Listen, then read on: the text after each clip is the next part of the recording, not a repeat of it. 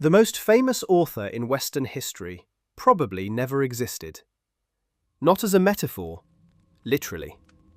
Homer might be a name stitched onto centuries of oral storytellers, not one person who ever held a pen. And the story isn't the one you remember either.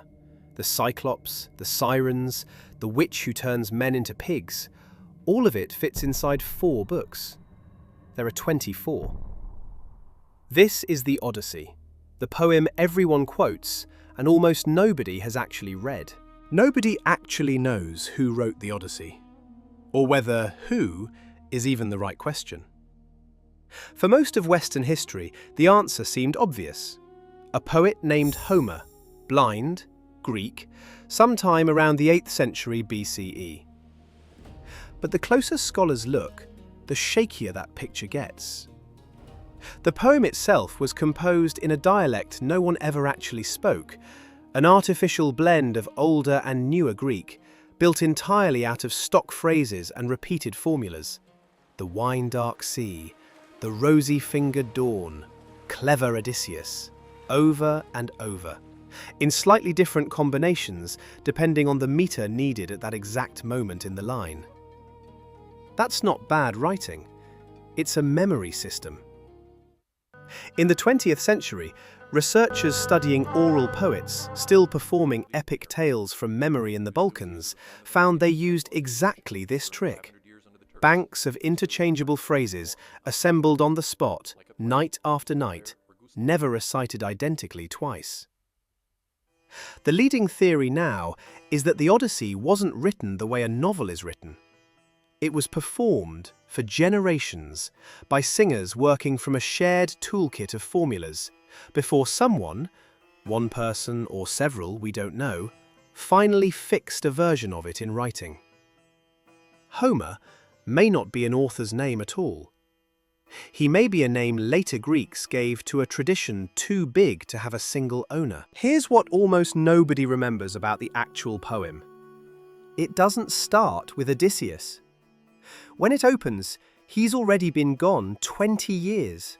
10 fighting at Troy, 10 more trying to sail home. And he doesn't appear in his own epic until book 5. The first 4 books follow his son Telemachus instead. 20 years old, watching more than 100 suitors occupy his father's house, eat his father's cattle, and pressure his mother into remarriage, while he's too young and unsupported to throw them out.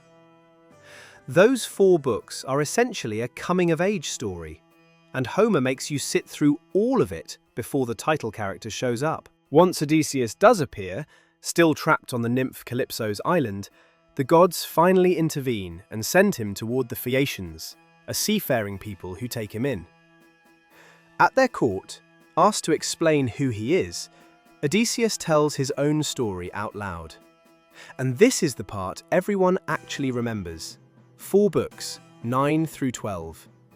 The Cyclops Polyphemus, Aeolus and his bag of winds, the witch Circe turning his men into pigs, a trip to the land of the dead, the Sirens, the twin horrors of Scylla and Charybdis. Nearly everything people picture when they hear the word Odyssey is contained in exactly 4 of the poem's 24 books, told entirely in flashback by Odysseus to strangers over dinner. The remaining 12 books are the homecoming, sailing back to Ithaca, arriving disguised as a beggar so he can assess who in his own household stayed loyal and who didn't, reuniting cautiously with Telemachus, stringing a bow no other man can draw, and killing every one of the suitors in his own hall. Even reuniting with his wife Penelope isn't simple. She tests him with a private detail about their marriage bed before she'll believe it's really him. The poem nearly ends in a civil war between Odysseus's household and the suitors' grieving families, averted only by the goddess Athena stepping in directly. The Greek word for what Odysseus is trying to do, get home, is nostos, and it's where we get the word nostalgia, literally, the pain of homecoming. But the poem is just as interested in a different concept, xenia, The sacred obligation to treat guests and strangers with hospitality, because you never know if the stranger at your door is a god in disguise. Every stop on Odysseus's journey is really a test of xenia. The Phaeacians pass it generously. The Cyclops fails it in the most literal way possible. He eats his guests instead of feeding them.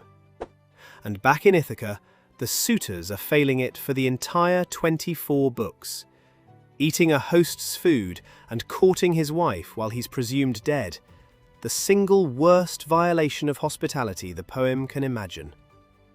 The other thing that separates this poem from its sibling epic, the Iliad, is what kind of hero it actually admires.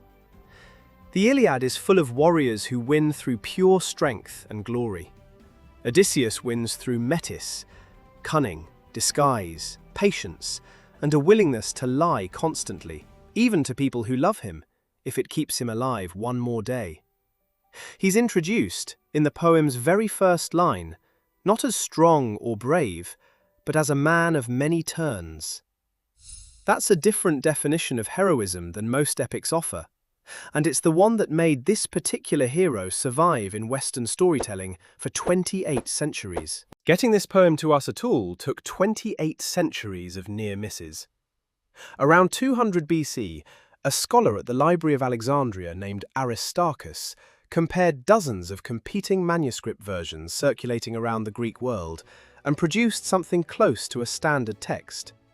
His edit was so influential that historians still divide the whole history of the poem's manuscripts into before Aristarchus and after Aristarchus. Then, as the Western Roman Empire collapsed, direct knowledge of Greek all but vanished there.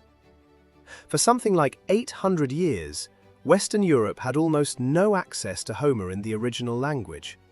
Only the Byzantine Empire, the surviving Greek-speaking half of Rome, kept reading him continuously. It wasn't until the 1360s that two of Italy's most famous writers, Boccaccio and Petrarch, got their hands on a manuscript from Constantinople and paid a scholar to translate it into Latin by hand over 2 years, just so they could finally read what everyone in Europe had been quoting second-hand for centuries.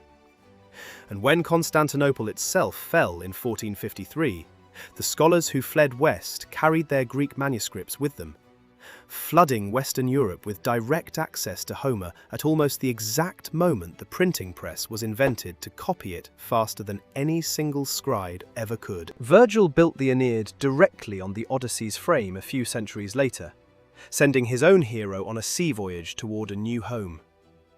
Dante used Odysseus as a character in the Inferno. Joyce named an entire novel after the poem's Latin hero name and mapped its structure onto a single day in Dublin.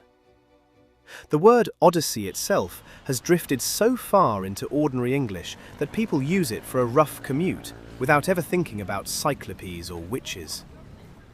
What's stranger is how the poem got to us at all. Performed for centuries before it was ever written down, credited to an author who may never have existed as a single person, copied and recopied by hand for 2,500 years before anyone alive today was born.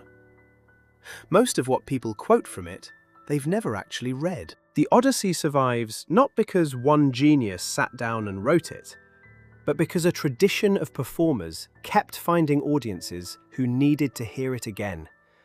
And a scholarly tradition kept arguing, for 100 years now, about who Homer even was.